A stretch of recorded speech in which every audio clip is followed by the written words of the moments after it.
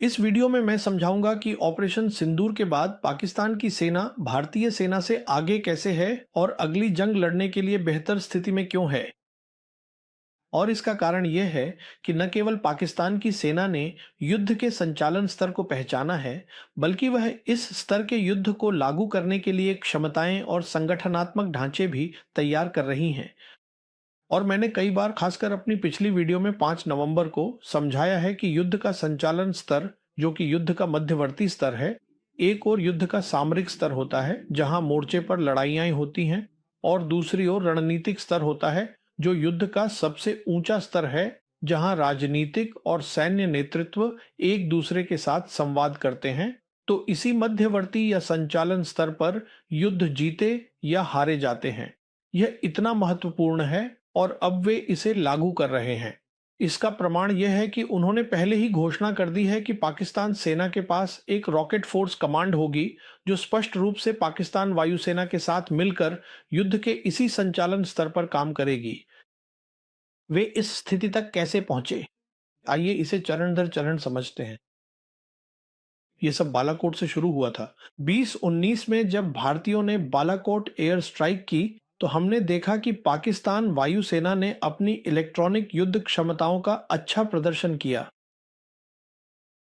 इसके बाद हमें पता चला कि अगस्त 2021 में पाकिस्तान वायुसेना के तहत पीएलआई की मदद से एक संगठन बनाया गया जिसे CENT-AIC कहा जाता है, यानी centre for artificial intelligence and computing.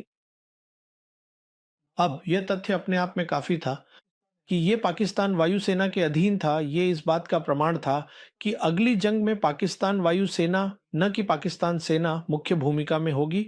और फिर हमें यह भी पता चला कि उन्हीं दिनों AIC का पहला प्रोजेक्ट होगा कॉग्निटिव इलेक्ट्रॉनिक वॉरफेयर, जिसमें आर्टिफिशियल इंटेलिजेंस और इलेक्ट्रॉनिक वॉरफेयर को मिलाकर इलेक्ट्रॉनिक वॉरफेयर को एक उच्च और उन्नत स्तर पर ले जाया जाएगा। जनवरी 2022 में पाकिस्तान ने अपनी राष्ट्रीय सुरक्षा नीति जारी की। उस अवसर पर सेना प्रमुख जनरल बाजवा ने कहा कि पाकिस्तान की तीनों सेनाओं के पास साइबर क्षमताएं और उसके लिए संगठन होंगे। ये बात स्वाभाविक है कि अगर 2022 में ऐसा हुआ तो सेंट AIC में एक और प्रोजेक्ट भी होगा। आर्टिफिशियल इंटेलिजेंस और साइबर दोनों को एक उन्नत स्तर तक ले जाना, और यह एक घातक संयोजन बन जाता है। AI और इलेक्ट्रॉनिक वॉरफेयर, क्योंकि जो भी आधुनिक युद्ध की समझ रखता है वह CMA के महत्व को जानता है। CMA का मतलब है CEMA, जो कि साइबर और इलेक्ट्रोमैग्नेटिक गतिविधियां हैं। ये दोनों वर्चुअल डोमेन क्षमताएं एक साथ मिलकर काम करती हैं। जहां तक साइबर का सवाल है, वह डेटा पर हमला करता है, और इलेक्ट्रॉनिक वॉरफेयर उन इलेक्ट्रोमैग्नेटिक तरंगों पर हमला करता है जो डेटा को ले जाती हैं। तो ये दोनों क्षमताएं बहुत महत्वपूर्ण हैं। और फिर हमने देखा कि पाकिस्तान की सेना सीमा में कितनी अच्छी हो गई थी ऑपरेशन सिंदूर के दौरान। सबसे पहले पहली एयर टू एयर मुठभेड़ के बाद पाकिस्तान एयर फोर्स ने अंतरराष्ट्रीय मीडिया को एक ब्रीफिंग दी, जहां एक वरिष्ठ अधिकारी ने डिजिटल मानचित्र पर समझाया कैसे ऑपरेशन सिंदूर शुरू होने से पहले ही पाकिस्तान एयर फोर्स के पास भारतीय वायुसेना के लड़ाकू विमानों की इलेक्ट्रॉनिक पहचान थी। यह एक बड़ी बात है। यह इलेक्ट्रॉनिक इंटेलिजेंस के बारे में है, और हम जानते हैं कि इलेक्ट्रॉनिक वॉरफेयर की मुख्य क्षमता इलेक्ट्रॉनिक इंटेलिजेंस है। फिर पाकिस्तान एयर फोर्स के डिजिटल इकोसिस्टम के हिस्से के रूप में जिसे समझाया गया और जिसे उन्होंने मल्टी डोमेन ऑपरेशन कहा, वहां इलेक्ट्रॉनिक वॉरफेयर ने बहुत महत्वपूर्ण भूमिका निभाई। तो इलेक्ट्रॉनिक वॉरफेयर, विशेष रूप से उन्नत इलेक्ट्रॉनिक वॉरफेयर की बात यहीं तक। जहां तक साइबर का सवाल है, हमने इस ऑपरेशन के दौरान पाकिस्तान की साइबर क्षमताएं देखी, जब उन्होंने जम्मू और कश्मीर में साइबर हमले किए और जम्मू कश्मीर सरकार और अन्य जगहों के कंप्यूटर हफ्तों तक बंद रहे। तो मेरा कहना यह है कि वे पहले ही सेना के एक निश्चित स्तर तक पहुंच चुके हैं जो ऑपरेशनल स्तर पर काम करता है। और अगला कदम जिस पर वे ध्यान देंगे वह है संयुक्तता। अब सेना और वायुसेना के बीच संयुक्तता। अब संयुक्तता का थिएटराइजेशन से कोई लेना देना नहीं है। संयुक्तता का मतलब है रियल टाइम कम्युनिकेशन जो सीमा से सुरक्षित हो। CEMA, यही वे करने जा रहे हैं। वे थिएटराइजेशन नहीं करने जा रहे हैं। अगला, उन्हें अब ये क्षमताएं चाहिए और यहीं पर चीन पाकिस्तान की मदद करेगा, क्योंकि चीन ने सार्वजनिक रूप से पाकिस्तान की संप्रभुता और क्षेत्रीय अखंडता का समर्थन करने की प्रतिबद्धता जताई है। तो निश्चिंत रहें कि पाकिस्तान वायुसेना को 5वीं पीढ़ी के जे-35 विमान मिलेंगे और उन्हें अतिरिक्त जे-10 विमान भी मिलेंगे। मेरे आकलन में उन्हें PL-15 के अलावा PL-17 मिसाइल भी मिलेगी, जिसे उन्होंने ऑपरेशन सिंदूर में प्रदर्शित किया था। फिर उन्हें हाइपरसोनिक क्रूज मिसाइलें मिलेंगी, जो रॉकेट फोर्स कमांड का हिस्सा होंगी। और मुझे इसमें भी कोई संदेह नहीं है कि उन्हें SH-15 भी मिलेगा, जो चीन की व्हील्ड सेल्फ प्रोपेल्ड होवित्जर है, जिसकी कैलिबर 52 है और रेंज 53 किलोमीटर है। तो मेरा कहने का मतलब ये है कि युद्ध के संचालन स्तर पर वे एकीकृत फायर स्ट्राइक पर ध्यान देंगे, जिसे पाकिस्तान एयर फोर्स द्वारा अंजाम दिया जाएगा। Pakistan air force air defence systems पर भी ध्यान देगी, जहां कमियां या गैप्स हैं, जैसे कि S-400 का सामना करने में जो गैप्स हैं, उन्हें चीन HQ-19 सिस्टम देकर पूरा करेगा, जो भारतीय पक्ष के S-400 का मुकाबला कर सकता है। इसके बाद सेना के अधीन रॉकेट फोर्स कमांड होगी और लंबी दूरी की तोपखाना भी होगा। और इन एकीकृत फायर स्ट्राइक्स का उद्देश्य यह होगा कि एक तो जितनी जल्दी हो सके वायु प्रभुत्व हासिल किया जाए, ताकि जमीनी अभियान यानी सेना के अभियान आगे बढ़ सकें। और दूसरा ये होगा, जैसा कि मैंने अपनी पिछली वीडियो में भी समझाया था, जब आप युद्ध के संचालन स्तर पर प्रहार करते हैं तो आप दुश्मन की रक्षा व्यवस्था को अस्थिर या खोल देते हैं। यही उद्देश्य होंगे। अब देखते हैं कि भारतीय पक्ष में क्या हो रहा है। अब 4 नवंबर को chief of defence staff general Anil Chauhan ने एक लंबी बातचीत की थी। वे भारत शक्ति यूट्यूब चैनल पर वहां मौजूद व्यक्ति से बात कर रहे थे, जहां उन्होंने बहुत से सवालों के जवाब दिए। मैंने बस उनकी कही कुछ बातें उठाई हैं। अब जब उनसे पूछा गया कि ऑपरेशन सिंदूर के बाद आपको क्या लगता है कि हमें कौन-कौन सी क्षमताओं की जरूरत है, उन्होंने कहा, हमें बेहतर वायु रक्षा, बेहतर इलेक्ट्रॉनिक युद्ध प्रणाली चाहिए और फिर भारतीय पक्ष को पूरे पाकिस्तान के लिए ISR और काइनेटिक क्षमताओं की जरूरत है। मैं यहाँ 2 बातें कहना चाहता हूँ। पहली बात यह है कि मैं पूरी तरह से हैरान था, मैं स्तब्ध रह गया था। यह एक बात है कि दुश्मन आपकी कमियों या आपके संचालन में खामियों का अंदाजा लगाए, लेकिन यह बिल्कुल अलग बात है कि भारतीय सेना के सबसे वरिष्ठ अधिकारी खुद सार्वजनिक रूप से यह कहें कि हमारी क्या कमियां हैं और हमें क्या-क्या भरना है। मेरे आकलन में यह राष्ट्रीय सुरक्षा का उल्लंघन ही है। जब CDS कहते हैं कि हमें वायु रक्षा, इलेक्ट्रॉनिक युद्ध की आवश्यकता है, यह अच्छी तरह जानते हुए कि ऑपरेशन सिंधु समाप्त नहीं हुआ है, वह केवल रुका हुआ है। इसके बाद उन्होंने पूरे पाकिस्तान के लिए ISR और काइनेटिक क्षमताओं की आवश्यकता के बारे में बात की। दूसरे शब्दों में वह जो कह रहे थे, और यही दुश्मन ने भी समझा होगा, कि भारतीय सेना पूरी तरह से युद्ध के लिए तैयार नहीं है। इसके बाद उनसे एक सवाल पूछा गया कि वह भविष्य के युद्ध को, जाहिर है, भारत और पाकिस्तान के बीच कैसे देखते हैं। उनका जवाब था कि पहले युद्ध अधिकतर भूगोल के बारे में होते थे।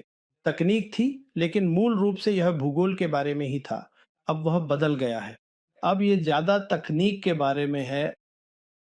अब वह जो कह रहे थे और जो उन्होंने नहीं कहा, वह यह था कि जब आप भूगोल की बात करते हैं, यानी पहले के युद्धों में, तो भारतीय सेना को आगे रहना होता था, जमीनी सेना को नेतृत्व करना होता था। लेकिन जब आप तकनीक की बात करते हैं, जैसा कि अब भविष्य के युद्धों में ज्यादा होगा, तो आप वायु शक्ति की बात कर रहे हैं। आप भारतीय सेना की बात नहीं कर रहे हैं, और यही असल वजह है 2019 से ही पाकिस्तान सेना ने भारत के साथ अगले पूर्ण युद्ध में पाकिस्तान वायुसेना को नेतृत्व देने का फैसला किया है। तो यही वह कह रहे थे। वह समझते हैं कि प्राथमिकता भारतीय वायुसेना को मिलनी चाहिए, लेकिन भारतीय सेना, जिसमें CDS और सेना प्रमुख भी शामिल हैं, बार बार इस बात पर जोर देते हैं कि युद्ध का नेतृत्व भारतीय सेना ही करेगी। तो सवाल यह है कि उन्हें युद्ध का नेतृत्व क्यों करना चाहिए? क्योंकि जाहिर है कि वे यह काउंटर टेरर ऑपरेशन कर रहे हैं और प्रधानमंत्री का जनादेश राजनीतिक निर्देश भी यही है, काउंटर टेरर ऑन ऑपरेशन, जैसा कि उन्होंने पाकिस्तान के खिलाफ सभी अभियानों में किया है जो हमने देखे हैं। तो मेरा जो कहना है वह यह है कि अगली बार यह तरीका काम नहीं आएगा, क्योंकि सीधी सी वजह है कि दूसरी तरफ वाला पक्ष एक पूर्ण युद्ध के लिए तैयार है या उसकी तैयारी कर रहा है। इसीलिए प्राथमिकता सेना के पास नहीं होनी चाहिए।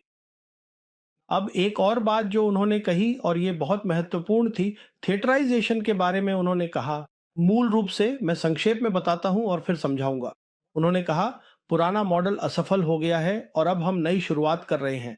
यही उन्होंने कहा, लेकिन उन्होंने इसे इस तरह प्रस्तुत किया। उन्होंने कहा, मुख्य रक्षा अध्यक्ष के रूप में मेरा जनादेश थिएटराइजेशन है। तो उनके पूर्ववर्ती जनरल बिपिन रावत भी सीडीएस कार्यालय की स्थापना की गई थी। अब हम जानते हैं कि इसका मुख्य कार्य थिएटराइजेशन था और उस समय कहा गया था कि यह काम 3 साल में पूरा हो जाएगा।